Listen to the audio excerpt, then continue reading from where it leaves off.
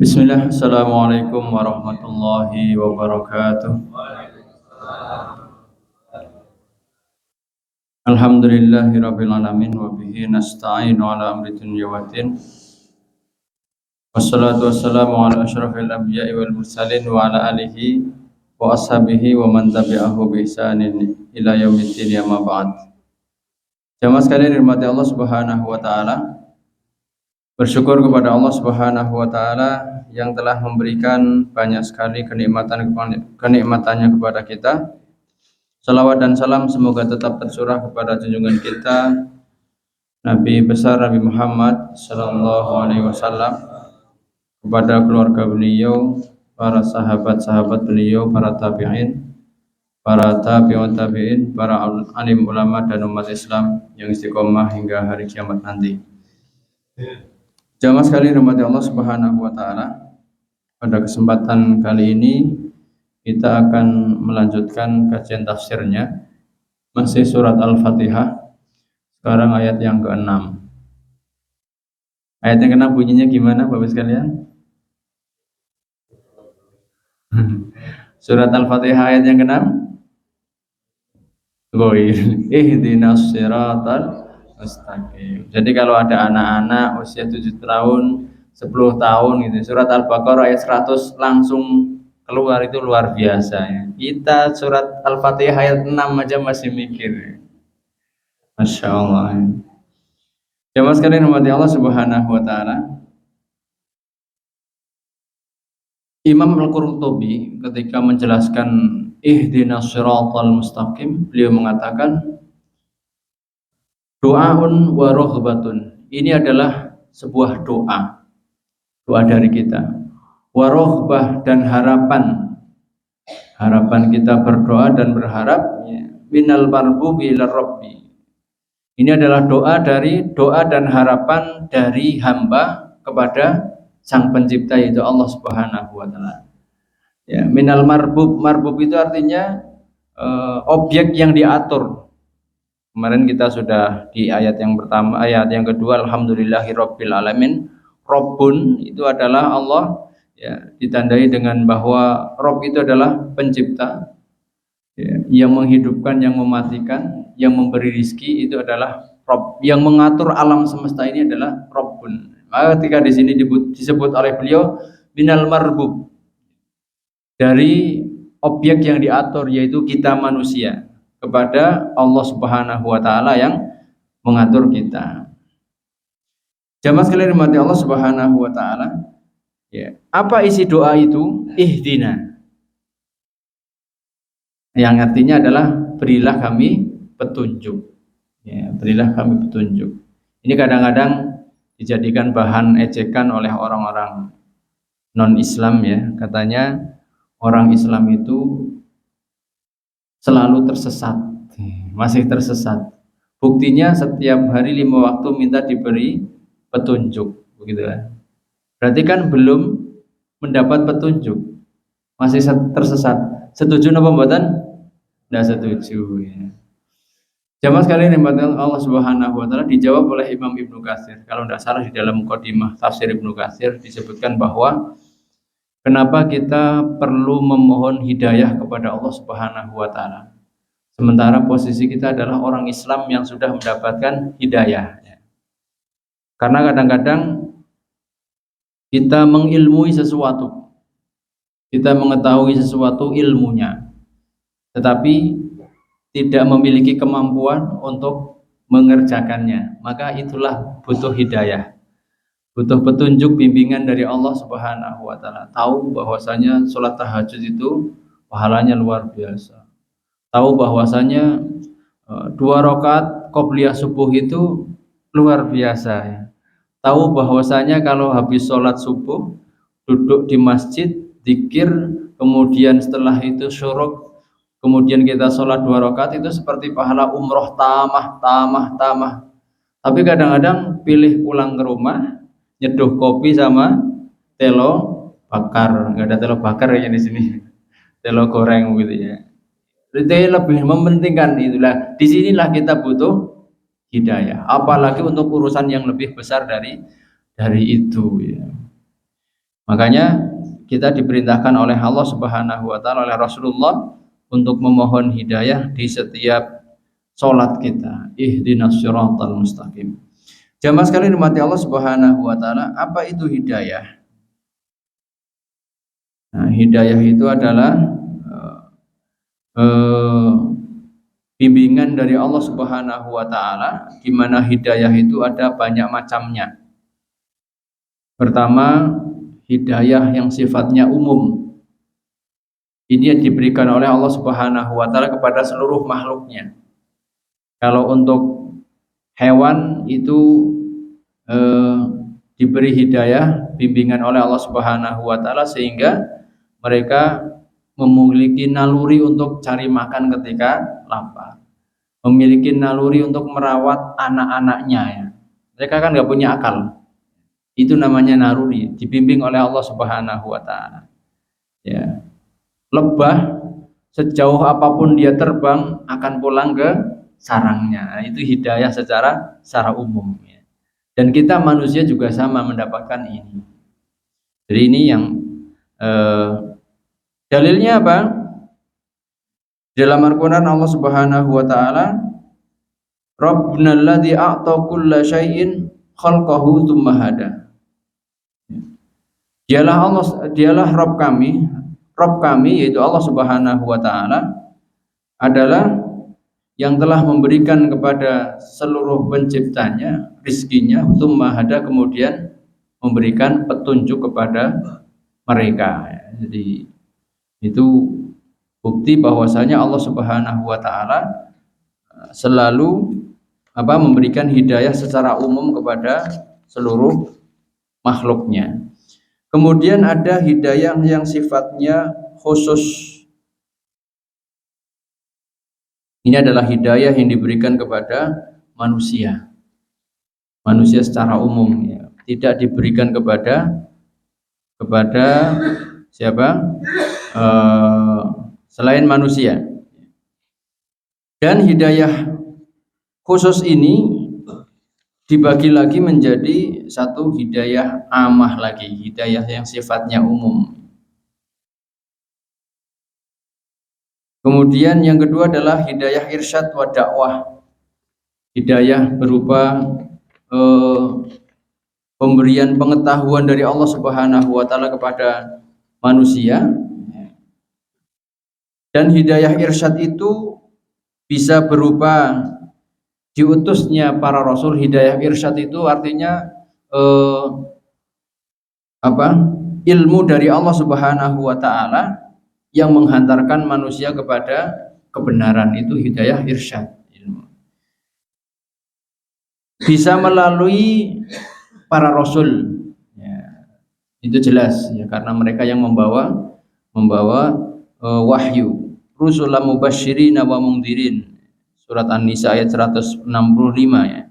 Ini dalil bahwa para rasul membawa hidayah irsyad ataupun keterangan ya.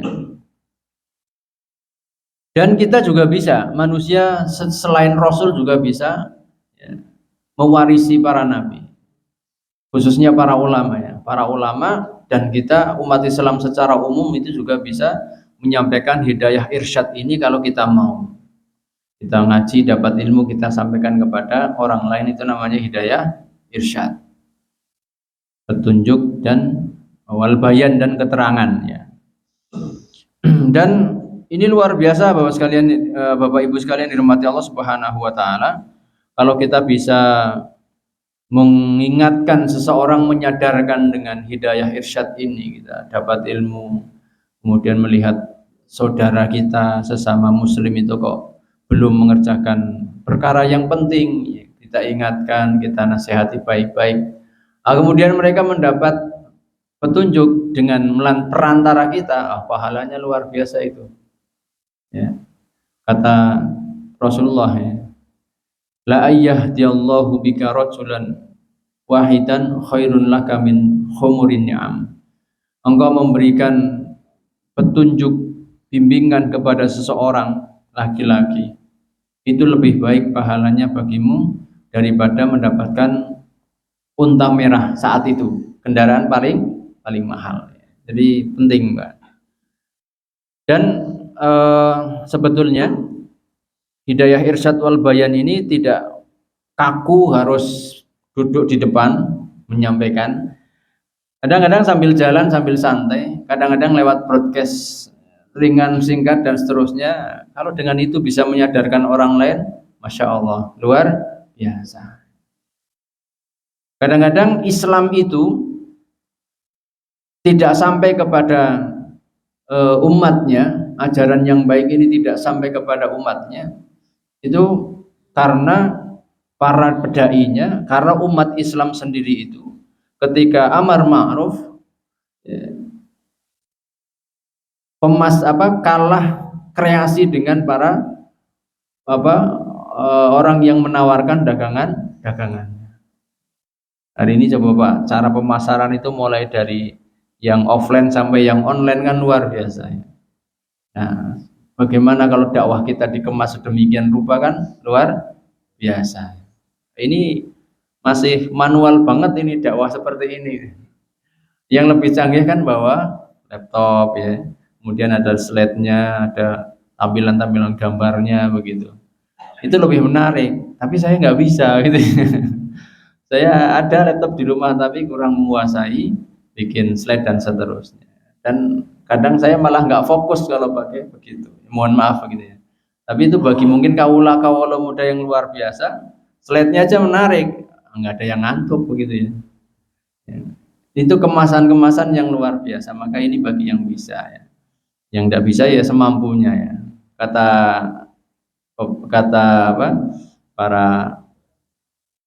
para pepatahna, ma la yudraku julluhu la yutraku kulluhu. Kalau kita tidak bisa mendapatkan semuanya, maka jangan tinggalkan yang kita mampu untuk kerjakan meskipun itu sedikit. Ya, ini yang saya mampu seperti ini. Kalau mau sempurna, seideal dakwah seorang dai yang menarik hari ini, saya nggak mampu, maka ini yang bisa saya hadirkan ya, semoga bermanfaat. Jadi kadang-kadang Islam tidak diterima dengan baik oleh umatnya, ketika seorang menyampaikan dakwah itu kadang kurang pemasarannya, kurang bagus dalam menyampaikannya, atau kebaikan itu tidak sampai kepada orang banyak karena kitanya sendiri tidak menawarkan. Bagaimana umat akan tahu kalau tidak ditawarkan? Sampaikan kepada tetangga-tetangga, nggak apa-apa. Tapi ya idealnya permisi dulu, mohon izin, misalnya di grup. Biasanya kalau penghuninya macam-macam itu kan jadi masalah ya. Apalagi perkara-perkara yang sensitif yang disampaikan di dalam grup, atau apalagi misalnya perkara yang ikhtilafi, yang perselisihan pendapat, itu kadang-kadang ada yang nggak suka dan seterusnya, maka pakai adab, minta izin, saya mau nge-share ini boleh enggak tentang ini dan seterusnya. Itu lebih adem begitu ya. Kalau tidak berkenan saya hapus lagi begitu. Yaitu hidayah irsyad wal bayan, dakwah ya. Walikulli ummatir rasul, kata Allah Subhanahu wa taala surat Yunus, bagi setiap umat itu ada utusan. Jadi ini dalil bahwasanya Allah Subhanahu wa taala mengutus para rasul untuk menyampaikan hidayah irsyad. Kemudian yang kedua, inzalul kitab. Hidayah bayan wal irsyad itu Allah caranya mengutus para rasul. Yang kedua, menurunkan Alkitab, Al-Qur'an. Kita yang hidup di akhir zaman ini bisa mengetahui rukun iman, rukun Islam dengan baik, bisa mengetahui ilmu-ilmu dasar-dasar ilmu agama ya, karena Allah menurunkan Alkitab, dan Alkitab itu dijaga oleh Allah Subhanahu wa taala sehingga kita bisa mendapatkan petunjuk dari Alkitab itu. Kemudian yang berikutnya, yang ketiga, hidayah al-irsyad itu bisa melalui ya alam semesta yang ada di sekitar kita. Nah, itu juga petunjuk dari Allah Subhanahu wa taala. Kita setiap hari ini pergantian malam dan siang itu tidak pernah absen sehari pun, Pak ya. Kalau sudah datang pagi ya datang pagi, malam ya malam. Itu menunjukkan bahwa ada yang mengatur alam semesta ini. Siapa? Allah Subhanahu wa taala.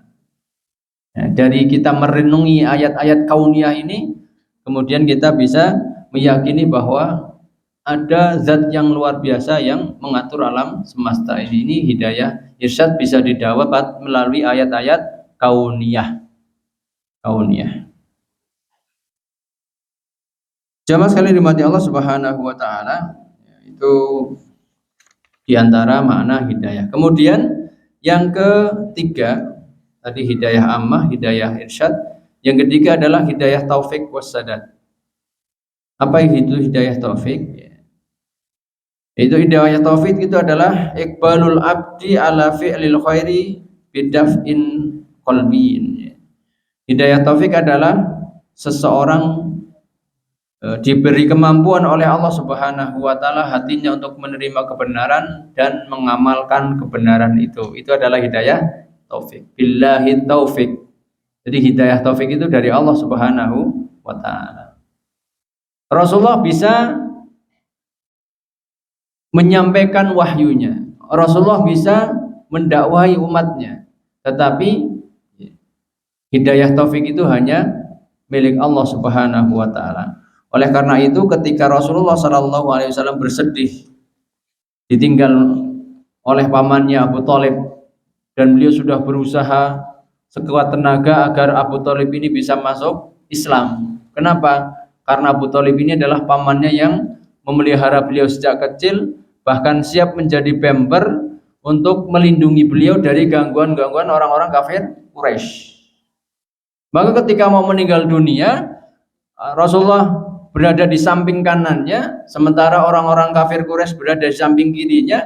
Beliau bisikan kepada pamannya, ya ammi, qul la ilaha illallah kalimatun uhaju bika indallah. Wahai pamanku, ucapkan kalimat la ilaha illallah, satu kalimat yang nanti di hari kiamat saya akan membela Anda di hadapan Allah Subhanahu wa taala. Orang-orang kafir Quraisy gak mau kalah.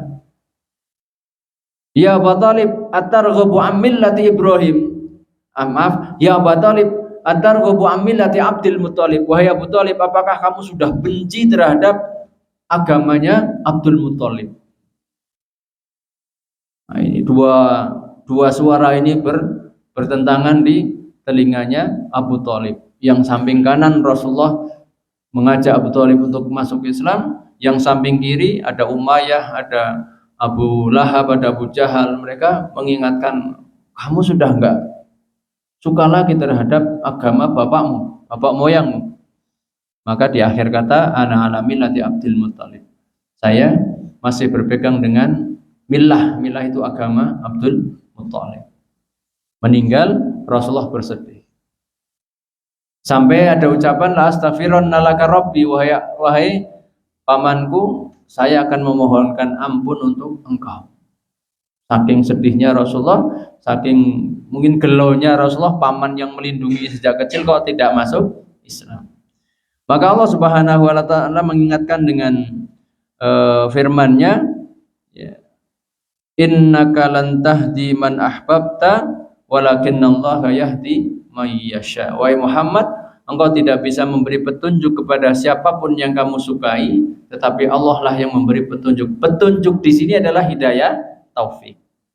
Hidayah di mana seseorang mau menerima ajaran Islam. Hidayah seseorang mau menerima kebenaran.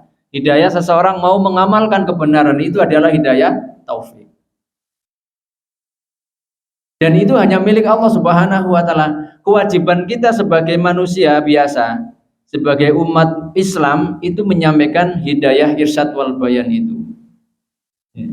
Sehingga kalau kita menyadari hal ini, ketika kita berdakwah, ya, mengajak orang lain, kemudian mereka mau, kita tidak besar kepala, karena sesungguhnya dia mau adalah karena hatinya diketuk oleh Allah Subhanahu wa taala.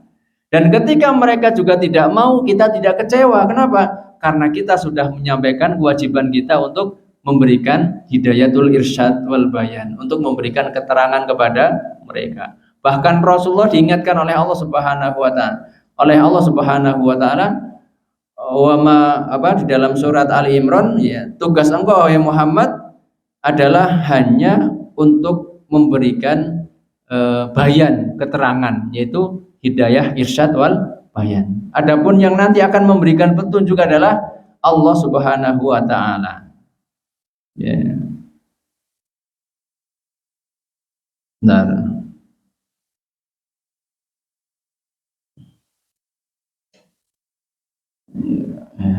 saya lupa ayatnya ya. Intinya seperti itu. Bahwa Allah Subhanahu wa taala mengingatkan kepada Nabi Muhammad SAW bahwa tugas beliau itu menyampaikan. Sama kita juga begitu. Kepada siapapun, kepada istri kita, yang ibu kepada suaminya, kepada anak kita, kepada orang tua kita, kepada tetangga kita. Kita tidak bisa memaksakan keinginan hati orang lain. Ya, bahkan mungkin sampai urusan agama, maksudnya urusan akidah itu pun kadang tidak bisa. Makanya begini, jangan sampai perbedaan mazhab di antara kita kemudian menjadikan jurang pemisah seakan-akan itu sudah beda agama. Ini mohon dipahami dengan betul, bahwa dalam Islam itu mazhab itu sangat banyak.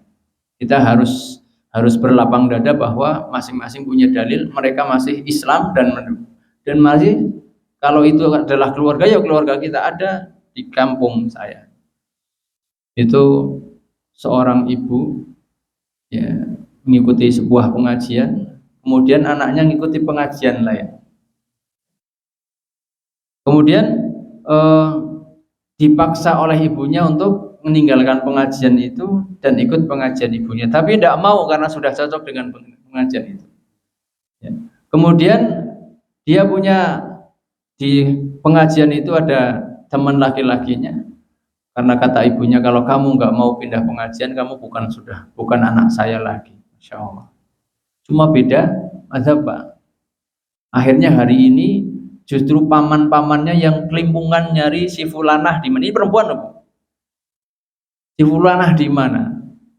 Ya, dicari-cari nggak ketemu, Pak. Ya. Itu kan mengerikan, padahal cuma beda mazhab, masa sudah langsung tidak diakui anak. Ya. Jadi pertalian nasab itu kuat sekali sebetulnya, ya. Jadi kita tidak bisa memaksakan, apalagi kalau beda mazhab itu sudah satu hal yang biasa, nggak masalah. Bahkan urusan akidah pun kita tidak bisa memaksakan kepada orangnya. Contohnya adalah Rasulullah kepada pamannya itu, tidak bisa. Dan tugas kita hanya sekali lagi menyampaikan, tidak boleh berhenti. Sebagaimana Nabi Nuh, Rabbi inni da'autu qaumi laila wa nahara. Wahai Rabbku, saya mendakwai kaumku itu siang dan malam selama 950 tahun, Pak. Ya udah, tugasnya nyampaikan. Walam yazidhum du'ai illa firara. Bukannya mereka mau mendekat kepada agama Islam, mau bertauhid, malah pada lari. Bahkan yang paling menjengkelkan itu bagi kita mungkin, ya, tapi bagi Nabi Nuh sabar sekali. Kullama da'atuhum litaghfira lahum ja'alu asabi'ahum fi adanihim wastaghshaw thiyabahum wa asarru wastakbaru istikbara. Ketika didakwai, telinganya ditutup, mukanya ditutup pakai baju, mengingkari dakwah itu. Ini sungguh penolakan yang terang-terangan luar biasa, ya. Tapi tetap sabar, Pak. Karena tugasnya harus menyampaikan, dia sampaikan. Adapun mereka mau menerima atau tidak, itu urusan Allah Subhanahu wa ta'ala. Itu namanya hidayah taufik dari Allah Subhanahu wa ta'ala. Jamaah sekalian dimati Allah Subhanahu wa ta'ala. Nah, inilah yang sangat penting yang kita minta, ihdinas siratal mustaqim, diantaranya adalah agar kita diberi hidayah taufik, diberi taufik oleh Allah Subhanahu wa ta'ala untuk menerima kebenaran, untuk mengamalkan kebenaran itu. Jadi ilmu kebenaran bukan hanya sekedar wawasan, bukan hanya sekedar pengetahuan, bukan hanya sekedar untuk minteri orang lain, bahkan hanya sekedar untuk mendebat orang lain. Nah, tetapi bagaimana kita memiliki ilmu mampu kita amalkan. Bukankah ilmu yang baik adalah ilmu yang diamalkan? Al ilmu bila amalin kasyajarin bila tamarin, kata pepatah. Ilmu yang tidak diamalkan itu seperti pohon yang tidak ada buahnya. Serimbun apapun pohon itu, kalau tidak ada buahnya, yang laku cuma kayunya saja. Tapi pohon walaupun tidak rimbun, ya, bahkan banyak ulatnya ya, tapi kalau buahnya lebat, ya, tukang tebas itu ngelirik terus ya. Contohnya pohon alpukat Pak ya. Kalau lagi mau buah kan banyak ulatnya gitu ya. Mungkin orang tidak suka ya. Tapi yang punya suka. Kenapa? Karena mendatangkan rezeki ya. Jadi ilmu yang baik, yang bermanfaat adalah yang kita amalkan. Nah, itu yang perlu kita minta kepada Allah Subhanahu wa taala. Jamaah sekalian dimati Allah Subhanahu wa taala. Dan yang terakhir, jenis keempat hidayah adalah hidayah ahlul akhirah. Hidayah yang diberikan oleh Allah Subhanahu wa taala kepada umat Islam di hari kiamat untuk masuk ke dalam surganya Allah Subhanahu wa taala. Alhamdulillahilladzi hadana li hadza wa ma kunna linahtadiya laula an hadanallah. Itu karena penghuni surga. Jadi setelah mereka masuk surga, segala puji bagi Allah Subhanahu wa taala yang telah memberi kami petunjuk ya. Ya, dan kami tidak akan pernah mendapat petunjuk kecuali dari Allah Subhanahu wa taala. Jamaah sekalian dimati Allah Subhanahu wa taala. Kemudian Shiratal mustaqim, kita di sini meminta kepada Allah Subhanahu wa taala, ihdina, tunjuki kami kepada shiratal mustaqim, jalan yang lurus. Apa itu jalan yang lurus? Jalan Selamat Riyadi. Ya. Jamaah sekalian dimati Allah Subhanahu wa taala, Shiratal mustaqim itu memang artinya jalan yang lurus, ya, kata para ulama ahli tafsir ya, yang tidak bengkok sama sekali. Di dalam bahasa Arab, jalan itu muradif, padanan katanya itu banyak, sinonim atau padanan katanya. Ada torik itu artinya jalan. Ada sabil, Ibnu Sabil artinya anak jalanan ya. Orang yang musafir kehabisan bekal itu Ibnu Sabil ya. Mendapatkan hak zakat fitri gitu ya. Kemudian fi sabilillah, di jalan Allah ya. Itu namanya sabil. Itu artinya juga jalan. Nanti ada lagi syari itu jalanan di kota ya. Tetapi kenapa Allah Subhanahu wa taala memilih di sini sirat, jalan di sini menggunakan kata sirat, siratal sirat ya, yang artinya jalan. Ibnul Qayyim mengatakan bahwasanya dalam kebiasaan orang Arab, kalau sebuah jalan itu disebut sebagai sirat, itu jalan yang memenuhi 5 unsur ya. Jalan disebut sebagai namanya sirat itu kalau jalan itu memenuhi 5 unsur. Kalau jalan itu tidak memenuhi 5 unsur itu, maka bisa jadi jalan itu bukan sirat. Contohnya sabil ya. Ataupun maaf ada sabil ya. Sabil nanti jamaahnya subul ya. Itu Nabi pernah menggaris 3 garisan, 1 garis di tengah, 1 garis di pinggir ya. Ini yang lurus ini adalah jalan Allah Subhanahu wa taala. Di samping-sampingnya itu adalah sabil, jalannya setan. Jadi sabil itu ya bisa jadi bengkok, maka tidak memenuhi syarat sebagai sirat ya. Ya. Apa itu kriteria sebuah jalan dinamakan sirat? Menurut Ibnul Qayyim al-Jauziyah ya, itu ada 5 syarat. Majama'a khamsata awsaf. Yang pertama adalah ciri yang pertama, jalan itu lurus. Jalan itu lurus, tidak bengkok. Yang kedua, jalan itu mudah dilalui. Jadi kalau geronjal itu bukan sirat, apalagi naik turun ya. Naik turun nikung. Nah, itu kan susah ya. Kemudian maslukan, bisa dilalui. Ada jalan lurus ya. Kemudian ketoke mudah, tapi ternyata tidak bisa dilalui. Contohnya apa, Pak? Jalan yang baru dicor itu, Pak ya. Masih basah, itu nggak bisa dilalui. Motor masuk situ nekat, macet ya, langsung dicor jadi penguat jalannya. Yang ketiga, yang keempat adalah wasi, luas. Luas. Dan yang paling penting adalah yang kelima, sampai pada tujuan.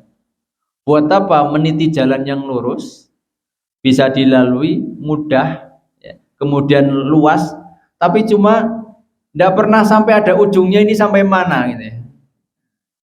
Nah, Islam ini adalah jalan yang lurus. Pertama, Islam ini jalan yang lurus, nggak belak-belok. Beribadah kepada Allah Subhanahu wa taala, tujuannya surga. Kemudian mudah. Pernah kita mendapati kesusahan dalam beragama, pasti di situ ada kemudahan dari Allah Subhanahu wa taala. Kata Rasulullah, ad-dinu yusrun, agama Islam itu mudah.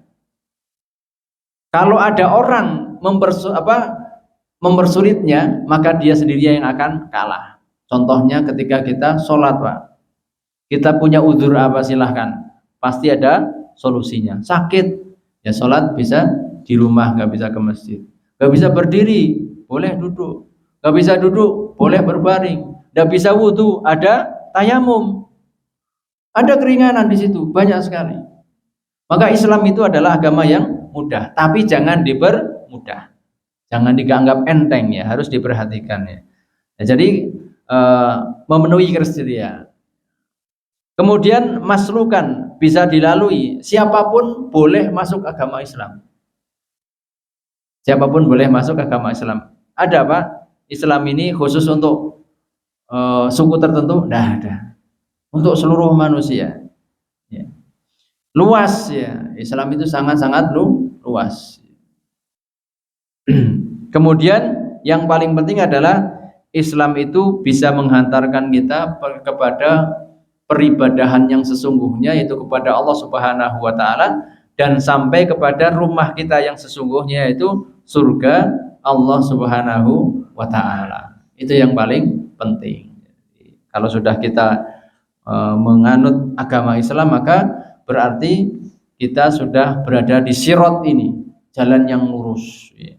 Makanya kemudian para ulama di sini menafsiri siratal mustaqim itu, ada yang mengatakan bahwa menurut Imam Ali radhiyallahu anhu, ini tafsiran siratal mustaqim, Pak ya. Apa itu siratal mustaqim? Menurut Imam Ali radhiyallahu anhu, kitabullah adalah Al-Qur'an. Jadi ini yang pertama. Kemudian yang kedua adalah menurut Ibnu Mas'ud radhiyallahu anhu dan sahabat Jabir, siratal mustaqim adalah Islam itu sendiri. Jadi Islam. Jadi kalau ihdinas siratal mustaqim, berarti kita sedang meminta kepada Allah Subhanahu wa taala untuk semakin baik Islam kita, ataupun untuk semakin baik pemahaman kita terhadap Al-Qur'an, kalau yang pertama. Kemudian ada juga Abul Aliyah, seorang tabi'in, Al-Hasan juga mengatakan siratal mustaqim itu adalah Rasulullah Shallallahu alaihi wasallam. Ya. Makanya secara umum para ulama mengatakan siratal mustaqim ya Islam itu sendiri. Jadi ketika kita meminta ihdinas siratal mustaqim, kita sedang meminta kepada Allah Subhanahu wa taala untuk diberi petunjuk, kemudahan untuk memahami Islam dan mengamalkan Islam itu sendiri. Itu ihdinas siratal mustaqim. Jamaah sekalian dimati Allah Subhanahu wa taala, ini ayat yang ke-6. Ihdinas siratal mustaqim. Bisa dipahami Bagi? Ada yang ditanyakan? Dilanjutkan apa sudah? Monggo Pak Sis. Saya tak minum.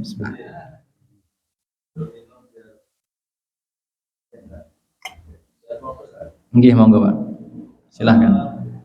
Begini kan, saya sendiri itu akan paham hukum atau itu cuma kulit mendalami sampai isinya. Jadi yang kita sampaikan bahwa ayat ini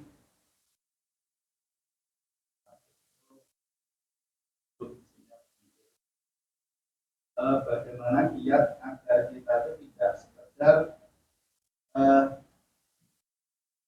hidayah al-bayan atau hidayah Terus, tapi biar bisa mencapai hidayah taufik, ya kita bisa menerima dan melaksanakan. Karena kita itu kadang, bukan kita, saya sendiri itu kadang sulit untuk melaksanakan seperti yang kita sampaikan, misalkan 2 rakaat sebelum salat subuh pahalanya kayak gitu istimewanya dari dunia seisinya. Yeah. Kadang saya sendiri itu juga sulit gitu loh, mau melaksanakan itu. Bagaimana kiasnya biar orang yang jogo netok, orang yang ngerti netok, bisa melaksanakan gitu.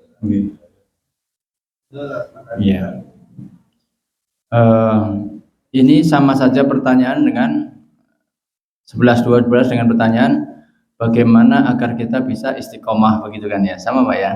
Jadi agar kita, bagaimana caranya agar kita bisa mengamalkan ilmu kita, bagaimana caranya agar kita tidak omong doang ya, tetapi bisa mengamalkan ilmu ya.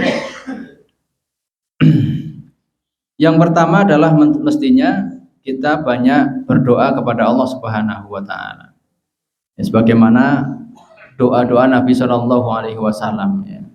Banyak sekali ada ya muqallibal qulub tsabbit qalbi ala dinik. Ya, ini meminta hati kita agar hati kita untuk istiqomah berpegang dengan Islam. Wa ya musarrifal qulub sarrif qalbi ala ta'atik. Wa zat yang membolak-balik, yang menggerakkan hati, maka bimbinglah hati saya untuk bisa taat. Itu berdoa, banyak berdoa ya. Yeah. Ada lagi doa Allahumma aini ala dzikrika wa syukrika. Itu kan doa-doa Rasulullah SAW memohon kepada Allah Subhanahu wa taala untuk membimbingnya untuk bisa mengamalkan ilmu ya. Yang kedua adalah dengan belajar tentunya. Banyak membaca, banyak mendengarkan ceramah ya. Banyak mendengarkan fadilah-fadilah amal. Begini Bapak sekalian, mungkin hari ini ketika kita mendengarkan satu ceramah dari satu orang tentang fadilah sholat subuh ya, dengan gayanya sendiri, mungkin kita belum tertarik, begitu. Sebagaimana tadi saya sampaikan, kadang dakwah itu sama dengan pemasaran, sama Pak ya. Dengan ada bakul satu, jualan yang sama. Bisa jadi di bakul yang kelima baru beli. Kenapa? Padahal barangnya sama. Karena pemasarannya menarik. Maka semakin banyak kita menuntut ilmu, membaca buku, ya, kemudian mendengarkan ceramah dan pengajian, harapannya adalah semoga dengan membaca buku, mendengarkan pengajian, di situ kita mendapatkan petunjuk ataupun hidayah taufik untuk mengamalkan ilmu yang kita amali, meskipun yang disampaikan sama. Ada muridnya Imam Asy-Syafi'i, kalau tidak salah Imam Al-Juwaini, beliau mengatakan, qara'tu kitab ar-risalah khamsami'ati marrah. Saya khatam buku usul fikihnya kitab Imam Asy-Syafi'i yang tebalnya segini Pak, 1 jilid memang tapi tebal. Itu beliau menghatamkan 500 kali Pak. Al-Qur'annya ya mestinya lebih. Kata beliau, kullama qara'tuha limarrah wahidah, setiap saya membaca wajadtu faidatan jaidatan, mesti saya mendapat pelajaran yang baru yang belum saya dapati di bacaan sebelumnya, padahal bukunya sama.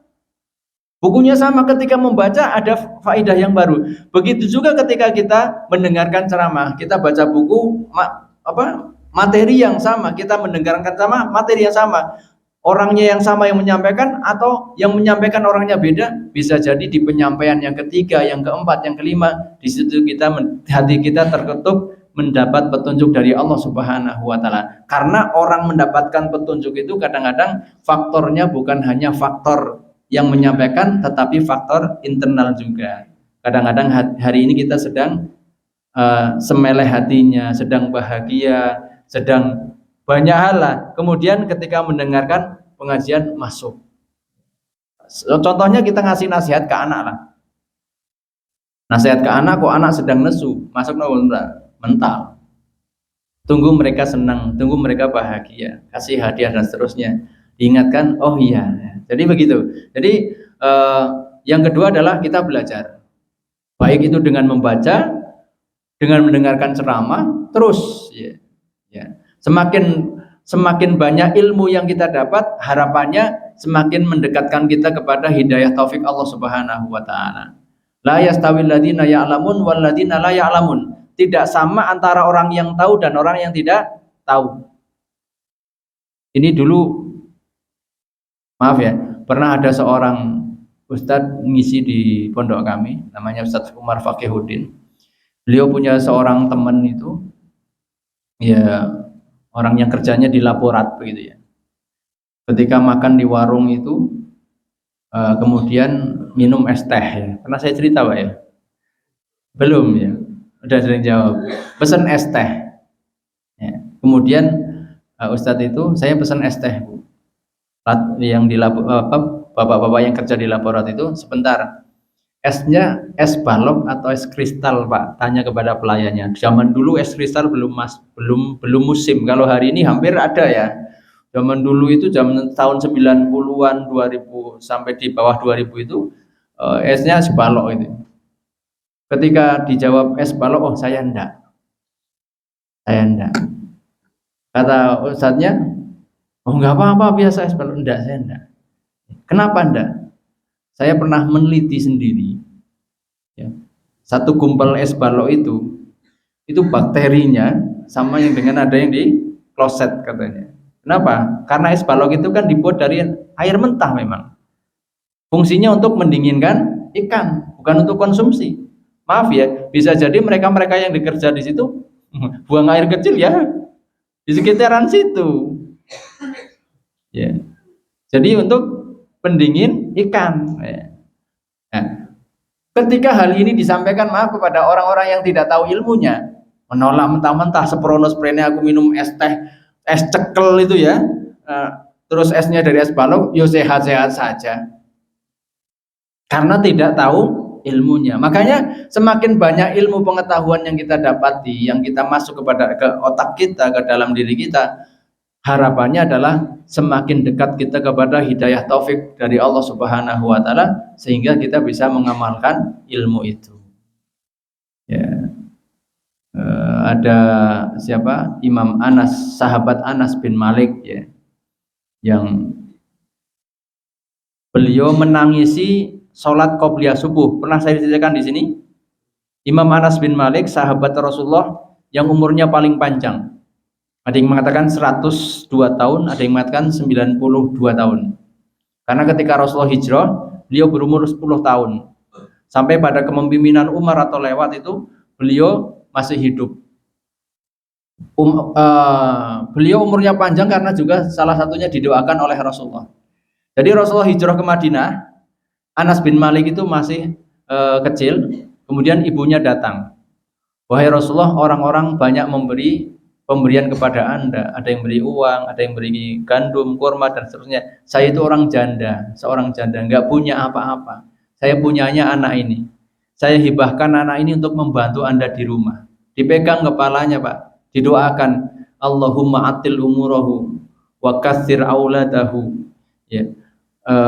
Wa katsir amwalahu. Ya Allah, semoga anak ini nanti panjang umur, banyak anak dan banyak harta.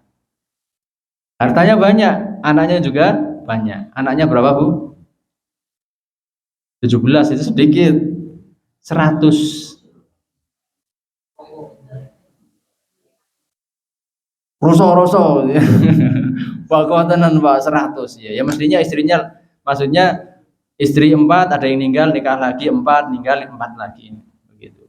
Itu sampai karena saking sepuhnya usia lansia itu sudah tidak kuat lagi puasa Ramadan. Ketika puasa Ramadan itu di akhir bulan beliau kumpulkan 30 orang miskin, istri-istrinya suruh masak, kemudian bilang, wahai tetangga-tetangga, ini saya kumpulkan jenengan untuk masak makan di sini, buka bersama di sini dalam rangka fidyah saya karena sudah tidak kuat puasa. 30 orang makan di situ untuk fidyah 1 bulan. Ketika pengepungan beliau ikut dalam peperangan bersama sang komandan, mengepung benteng Tustar. Benteng Tustar itu berada di Irak. Ya. Di dalamnya ada orang-orang Romawi. Kaum muslimin saat itu berjumlah 30.000 orang. Berbondong-bondong ingin menduduki Romawi, tetapi bentengnya ditutup dan mereka bersembunyi di dalam benteng. Jumlah pasukan Romawi saat itu 150.000.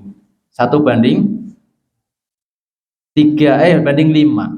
Ya ya, 30.000 dan 150.000. 3 kali 5 150, betul ya? 1 banding 5.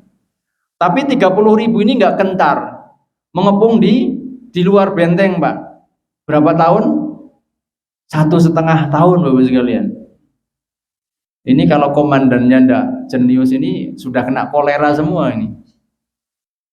Betul, 30.000 berkemah di luar benteng. Itu kamar mandinya berapa puluh, WC-nya berapa ratus, makannya setiap hari berapa kintal. Itu kalau nggak jenius, kelaparan atau kena kolera di situ, penyakit. Wong kita ndaki gunung kalau di akhir tahun itu, di bulan Desember begitu ya. Pasti yang ndaki itu ratusan atau mungkin sampai angka hampir 1.000 mungkin ndaki massal itu. Itu kotoran manusia udah di mana-mana kok, Pak. Di jalanan itu bau pesing, tempat-tempat istirahat itu nggak nyaman kita istirahat, malah bau pesing. Kadang mau buang air jalan itu harus hati-hati, di mana ada tisu di situ ada jebakan ini. Ya kalau air kencing masih mending, yang kuning-kuning itu naudzubillah ya. Itu ada. Lah ini 30.000 Pak, bukan 1.000. Dikepung selama 1,5 tahun. Masya Allah. Itulah komandan yang luar biasa. Dan sehat semuanya. Sampai ketika mau subuh itu, pintunya bisa dijebol, masuk 30.000 melawan 150.000, perang beberapa jam, baru menang sekitar setelah syuruk, waktu subuh sudah lewat. Itu semuanya bertakbir, semuanya bertahmid, senang, sujud syukur, kecuali satu, Anas bin Malik. Mbah-mbah nangis. Itu ditegur sama yang muda-muda, Mbah, kenapa panjenengan nangis? Kita menang harusnya bersyukur.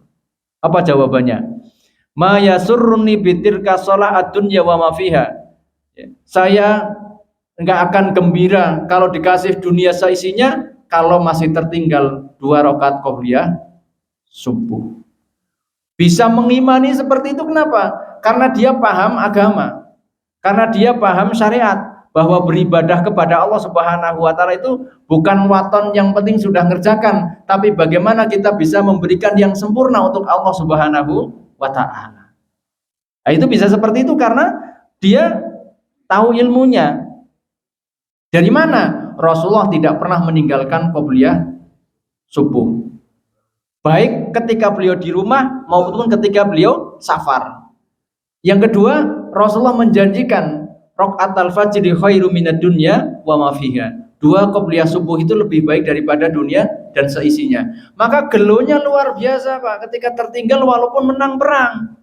Karena tahu ilmunya. Ya, jadi kan semakin banyak kita punya ilmu, maka semakin banyak kita diberi kemudahan oleh Allah Subhanahu wa taala untuk mengamalkan ilmu itu. Contohnya, kita semua hadir di sini karena tahu ilmu bahwasanya orang bermajelis itu dapat pahala, atau karena apa, Pak? Karena itu. Tapi mereka yang nggak tahu, ngapain duduk-duduk di masjid, enak di rumah nonton TV sama anak-anak. Ada waktu istimewa untuk keluarga. Besok kita kerja nggak ketemu dengan keluarga. Yo gampang bawa keluarganya di sini kan? Bawa anak istri ke sini, istimewanya untuk ngaji luar biasa lagi. Kan begitu. Ada katanya kita harus punya waktu yang istimewa untuk anak-anak dan istri, untuk anak dan istri. Ngaji, wah itu ganggu waktu istimewa. Oh enggak begitu. Justru kita bawa anak istri kita ngaji, waktu istimewanya dibalut dengan syariat yang luar biasa. Bisa duduk di sini karena tahu syariat. Jadi yang kedua itu Pak ya. Jadi pertama berdoa kepada Allah Subhanahu wa taala, yang kedua ya dalami syariat Islam. Dalami syariat Islam dari semua sisinya. Maka insya Allah kita diberi kemudahan untuk mengamalkan untuk mendekati hidayah taufik itu. Yang ketiga adalah hindari maksiat. Ya, hindari maksiat. Karena maksiat ini menjadi penghalang ketaatan kepada Allah Subhanahu wa taala. Kalau kita sudah istiqomah, jangan sekali-kali mencoba maksiat. Karena maksiat itu candu. Nanti ketagihan. Maksiat itu candu. Bisikan-bisikan setan itu luar biasa. Ya, kata Ibnu Qayyim al-Jauziyah, kalau kalian sudah berada di jalan Shiratal Mustaqim, jalan yang lurus, jangan sekali-kali mencicipi jalan-jalan yang miring itu. Barangkali itu membuat Anda terpleset, susah untuk kembali kepada jalan yang lurus. Ya sudah. Maka doanya adalah agar kita diberi hidayah, dijauhkan dari maksiat dan seterusnya. Kan ada doa Rasulullah, Allahumma inni as'aluka fi'lal khairat wa tarkil ma'asi wa tarkal ma'asi. Ya Allah, saya memohon kepadamu untuk bisa mengerjakan kebaikan-kebaikan dan meninggalkan maksiat. Kenapa? Percuma kita mengerjakan kebaikan-kebaikan tetapi masih maksiat. Hambar ibadah kita. Kenapa? Karena hati kita tidak hadir. Orang yang banyak melakukan maksiat hatinya gersang. Ibadahnya kelihatannya khusyuk tetapi tidak bisa menikmati ibadah itu. Dan sebetulnya masih banyak Pak Sis, masih banyak agar kita bisa istiqomah ataupun bisa mengamalkan ilmu kita. Tapi 3 poin itu saya kira mewakililah. Kita banyak berdoa memohon kepada Allah Subhanahu wa taala. Yang kedua, rajin-rajinlah ngaji, baik langsung hadir di majelis, mendengarkan lewat HP, lihat TV dan seterusnya. Yang ketiga adalah hindari maksiat kepada Allah Subhanahu wa taala. Semoga dengan itu kita bisa mendapatkan taufik sebanyak-banyaknya untuk mengerjakan amal ketaatan. Amin ya rabbal alamin. Cukup? Cukup. PR dari Pak Sinten Pak? Lupa namanya Pak. Pak Narto ya. Pertanyaan kemarin bahwa pelaku dosa syirik itu apakah harus syahadat dulu? Setelah saya baca-baca bahwa pelaku dosa syirik hatta syirkul akbar, ya, melakukan dosa syirik hatta syirik besar itu pol-polnya itu sampai kufrun bawah ya. Tetapi dia selama masih meyakini Allah Subhanahu wa taala berarti belum murtad, dan ketika taubat cukup taubatan nasuha. Kalau yang harus syahadat itu yang sudah tidak meyakini kebenaran Islam, menolak kerasulan Nabi Muhammad misalnya. Saya nggak percaya kepada Muhammad, ada nabi setelah Nabi Muhammad, itu sudah murtad, harus syahadat syahadat tauhid dan syahadat rasul. Atau meyakini ada Tuhan selain Allah, nah itu sudah murtad ya. Maka harus bersyahadat ulang. Tapi kalau masih melakukan syirik besar, datang kepada dukun, percaya kepada dukun, meminta kepada kuburan dan seterusnya, itu kan potret-potret syirik ya. Meyakini ada yang bau resop, perempatan, laut dan seterusnya, itu kan potret syirik. Tetapi dia masih sholat, masih meyakini Allah dan Rasulnya, masih baca Al-Quran, maka dia harus taubatan nasuha, tidak perlu mengucap syahadat lagi. Begitu Pak ya? Alhamdulillahirabbil alamin. Wallahu a'lam bishawab. Assalamualaikum warahmatullahi wabarakatuh.